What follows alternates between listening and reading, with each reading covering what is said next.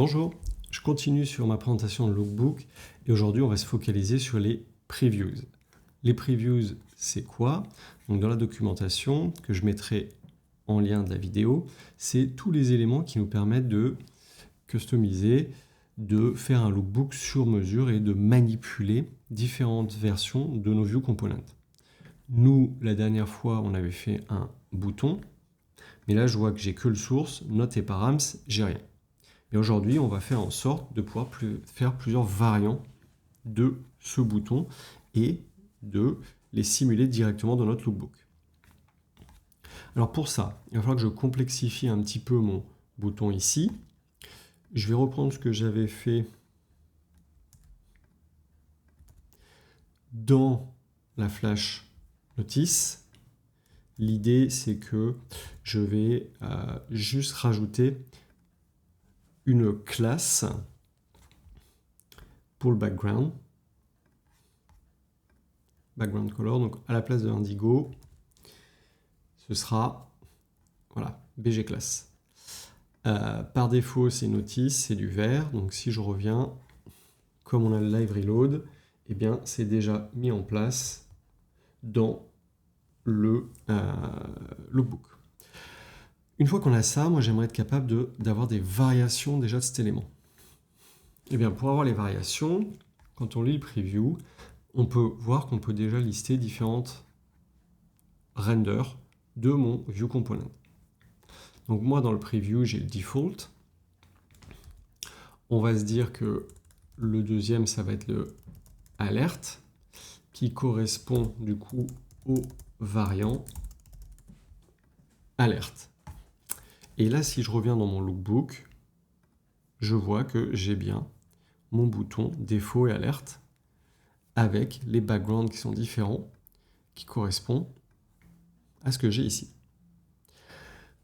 Une fois que j'ai ça, fondamentalement, bon, c'est bien de l'avoir ici, mais moi j'aimerais bien faire deux choses au moins. C'est déjà pouvoir tester un texte un petit peu différent et même dans les paramètres pouvoir sélectionner finalement alerte ou notice. Pour faire ça, on va avoir besoin de ce qu'ils appellent les dynamic params.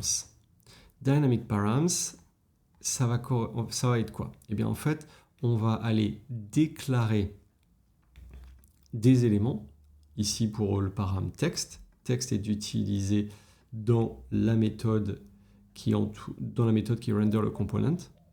Et le texte est utilisé à l'intérieur, c'est le content, à l'intérieur du component. Donc nous, on va faire pareil.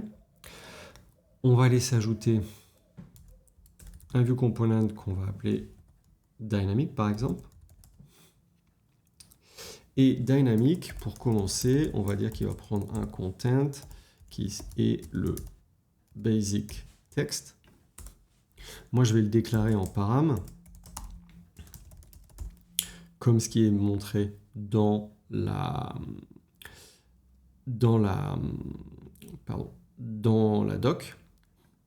Et ici, je vais aller ajouter, plutôt ici, je vais dire, eh ben, tu utilises le content. Si je fais ça, je regarde mon preview de dynamique, et là d'un coup, j'ai content, et je peux changer mon texte à moi. Donc ça c'est bien, ça me permet déjà de modifier le texte à la volée. J'aimerais aussi rajouter une select list qui me permet de sélectionner la valeur alerte ou notice. Et bien ça, ils l'ont à travers de select, ici. Je vais récupérer ça. On va aller s'ajouter params. Nous c'est quoi? C'est un variant. Select, nous c'est notice et alerte. Et il faut que je le passe ici. Donc, c'est un variant. Par défaut, par exemple, je vais sélectionner alerte, mais je pourrais très bien dire notice. Et je vais le passer à mon paramètre ici. Si je regarde, j'ai désormais notice et alerte. Mais là, il ne se passe rien. Pourquoi? parce que moi, dans mon view component, ce qu'il attend, ce n'est pas des strings, mais c'est des symboles. Alors si j'essaie juste de faire ça, ça ne va pas fonctionner, ça me met une liste vide. La solution, c'est de lui dire, eh bien, ces variants, en fait, c'est des symboles. Et avec ça, Lookbook est suffisamment intelligent pour comprendre qu'il faut afficher les variants, la liste qu'on veut, et que derrière, ce sera poussé à mon view component comme des symboles et non pas des strings. Donc ça, c'est parfait, ça fonctionne. Alors, prochaine chose qu'on va faire. Moi, j'aimerais regrouper certains éléments. Par exemple, ces deux-là, ils sont par défaut et ils sont statiques, je ne peux pas les modifier. Celui-là, il est dynamique. Donc j'aimerais bien finalement grouper ces deux-là ensemble. Ça, on va pouvoir le faire avec les Grouped Preview. Grouped Preview, c'est ces petits éléments-là qui vont nous permettre de dire que ça va ensemble.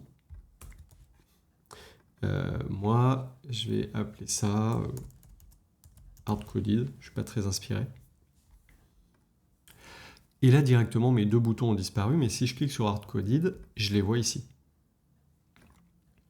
Donc ça, c'est vraiment très bien. Maintenant, j'aimerais bien passer un petit peu de texte, des notes. Eh bien, ça, on va utiliser les annotations. Les annotations, si je récupère ça, ça va être un petit peu la même chose. Pouf, je le mets là. Je vais dire, ça c'est un bouton par défaut, label primary. Et si je regarde mes notes, je vois qu'il m'a écrit effectivement primary button, primary. Il a changé, hein. Ça c'est important de voir. Ici ça a changé. Attendez, je vais peut-être juste le retirer. Ça, c'était default, c'était le nom de ma méthode. Dès que je mets label primary, ici, vous voyez que ça a changé. Ça me permet de repérer sur lequel je suis. Et du coup, on va pouvoir aller faire pareil ici. Ici, on va dire que c'est par exemple le alert. Ici, the button style, et 3 petits points. Et désormais, j'ai mon primary et mon alert. Et ici, j'ai les informations correspondantes à chaque bouton. Comme ça, vous pouvez informer votre équipe de comment est-ce que ça doit être utilisé. Dernière chose que je voudrais faire, c'est vous montrer comment on change le nom de la section ici. Eh bien, ça, en fait, on va juste se placer au-dessus du class button component preview. On va mettre un label aussi, tout simplement. Et nous, je sais pas, on va appeler ça basic button. Et voilà, j'ai basic button. Basic button, ça me permet de dire ce que c'est. Ça pourrait être mieux choisi, mais bon, c'est un bouton très basique dans notre cas. On a groupé deux hardcoded versions avec des explications. On s'est fait un bouton dynamique sur lequel je peux changer le variant et je peux changer le texte. Et en live, ça se reprend, ça se modifie. Et avec ça, on va pouvoir vraiment mettre notre patte dans la présentation de notre lookbook et de nos view components. Je vous mettrai la description dans la vidéo.